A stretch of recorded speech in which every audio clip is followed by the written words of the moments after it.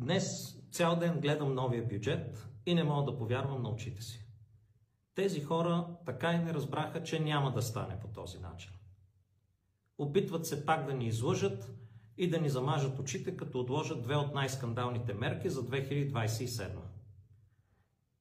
Но за сметка на това са натворили нови скандали. Нека да започнем поред на скандалите в този бюджет. Преработения и по-хубавия според тях.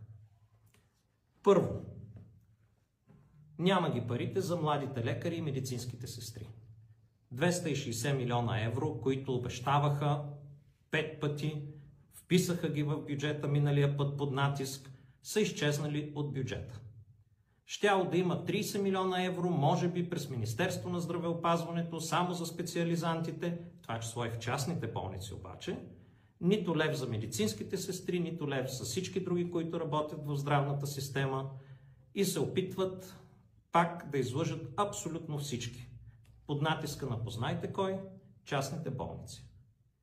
Няма нито един текст, даже и онези куците от предишния бюджет, за заплатите минималните на лекарите и на медицинските сестри в системата.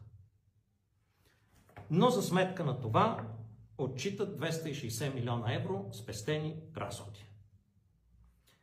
Има и едни други спестени разходи, 741 милиона евро от капиталовата програма. Това са пътища, ЖП и така нататък. Явно, след като ги натиснахме, са решили, че точно тези касички, 740 милиона евро поне от тях, няма да бъдат попълнени. Но за сметка на това,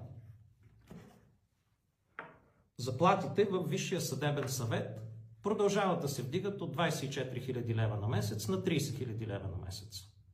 Промяна в този бюджет няма. Заплатите в съда и прокуратурата, където сме най-добре платени спрямо Европа, се вдигат най-много. С 14% почти, спрямо 10% за другата администрация. Там промяна спрямо предишния бюджет също няма. Заплатите в КОНПИ са намалени. Увеличението ще бъде само 42%, а не 52%, както беше в предишния бюджет. Цялата сметка за заплати в останалата част от администрацията не е мръднала. Единственото, което са направили, е да ги раздадат малко по-справедливо, което е някакъв напредък, но така нареченото отвързване на заплатите всъщност не е отвързване. Казват, до година няма да се прилагат текстовете на закона,